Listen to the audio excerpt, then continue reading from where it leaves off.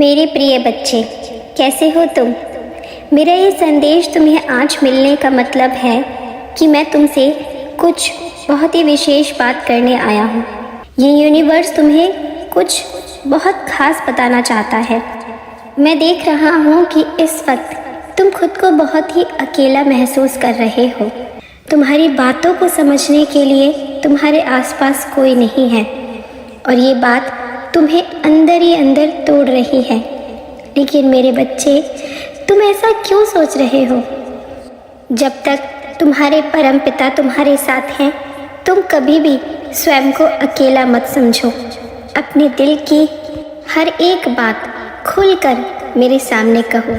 मैं सुन रहा हूँ और मैं तुम्हारे प्रश्नों के उत्तर भी दूंगा। मैं जानता हूँ तुम उसे बहुत याद कर रहे हो। तुम्हारे बीच की चीज़ें आज बहुत ख़राब हो गई हैं और ये बात तुम्हें बार बार दुख दे रही है कि कैसे सब कुछ इतना ख़राब हो गया। ये सोचकर तुम बहुत रो रहे हो, बहुत दुखी हो। मेरे बच्चे, जीवन में कभी कभी ऐसा समय आता है जब तुम्हें निर्णय लेना होता है कि तुम्हें इस पार जाना है या उस पार जाना है, और वही जीवन का सबसे कठिन समय होता है, क्योंकि इंसान अपनी हर खुशी को सदैव अपने पास रखना चाहता है। वो अपने आसपास के हर इंसान को खुश रखना चाहता है, किसी का भी दिल नहीं तोड़ना चाहता है। इसलिए कई बार वो ऐसी चीज़ों में फंस जाता है जहाँ उसे समझ नहीं आता। लेकिन तुम चिंता मत करो, तुम्हारे मन की सारी दुविधाएं शीघ्र ही दूर होंगी और तुम्हें तुम्हारी समस्या का हल प्राप्त होगा। तुम्हारे मन में जो भी प्रश्न चल रहे हैं, उन प्रश्नों के उत्तर भी मिलेंगे। सारी सुख सुविधाएं तुम्हारे सामने होंगी।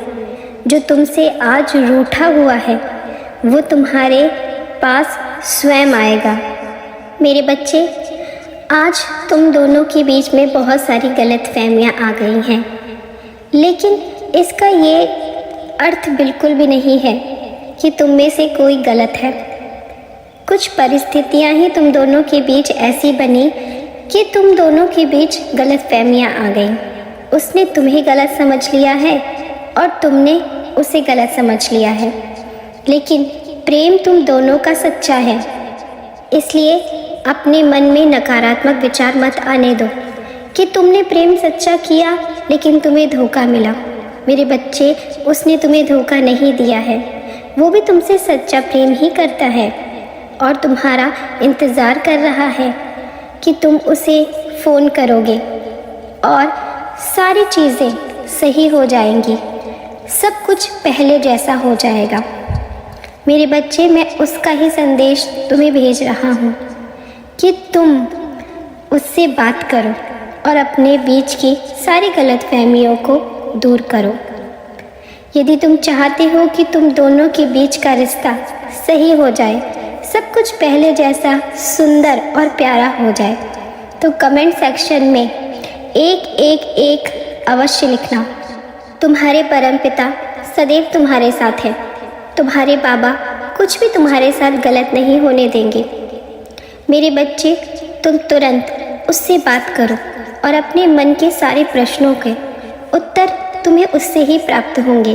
तुम्हारे मन में जो भी बातें हैं, तुम खुलकर उससे कहो। कई बार इंसान अपने ही मन में इतने सारे प्रश्नों को सजा लेता है, जिसकी वजह से उसके मन में इतनी सारी गलतफहमियां आ जाती हैं और गलतफहमी से रिश्ता खराब होता है। इसलिए तुम अपने मन की हर एक बात उससे कहो, लेकिन प्रेम से। तुम्हें अपने गुस्से पर कंट्रोल करना होगा। कई बार तुम्हारे गुस्से के कारण ही तुम्हारे रिश्ते में कड़वाहट आई है। मेरे बच्चे, क्रोध किसी भी समस्या का हल कभी भी तुम्हारे सामने नहीं ला सकता। क्रोध में व्यक्ति इतना अंधा हो जाता है कि उसके सामने सारी चीज़ें बिल्कुल सही होती हैं, लेकिन फिर भी उसे नज़र नहीं आती, क्योंकि क्रोध अहंकार को जन्म देता है। और जब तुम्हारे मन में क्रोध होगा, तुम्हारे मन में अहंकार आ जाएगा अहम आ जाएगा इस बात का कि तुम बिल्कुल सही हो और सामने वाला गलत है। वो तुम्हें समझ नहीं रहा है, तुम्हारी बातों को मान नहीं रहा है, और यही सारी चीज़ें एक रिश्ते को ख़राब कर देती हैं। याद करो, जब तुमने इस रिश्ते की शुरुआत की थी तब क्या तुम इसी तरह के व्यक्ति थे जिस तरह के आज तुम बन गए हो? नहीं मेरे बच्चे, जब तुमने इस रिश्ते की शुरुआत की थी तुम्हारे अंदर देने की भावना थी। तुम सदैव अपने प्रेम को अपने से ऊपर रखते थे, उसकी इच्छा को पहले पूरा करते थे, उसके बारे में, उसकी खुशियों के बारे में पहले सोचते थे। लेकिन अब तुम्हारे अंदर अहंकार ने जन्म ले लिया है और जिस कारण तुम्हें अब झुकना अच्छा नहीं लगता, तुम्हें उसकी बातें मानना सही नहीं लगता, और यही सारी चीज़ें एक रिश्ते को ख़राब कर देती हैं। जब इंसान स्वार्थी हो जाता है, अपनी खुशी के बारे में सोचने लगता है।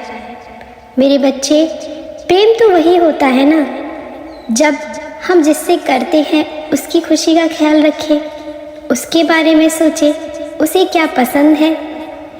तुम जब ऐसा करोगे तो तुम्हारे प्रेमी को भी ये चीज़ समझ आएगी कि तुम उसका कितना ख्याल रखते हो, उसकी हर एक बात को समझते हो। तो धीरे धीरे वो भी तुम्हें स्वीकार करेगा, वो भी तुम्हारी बातों को समझने का प्रयास करेगा, और धीरे धीरे तुम्हारा जो ये रिश्ता ख़राब हो गया है वो फिर से सही हो जाएगा।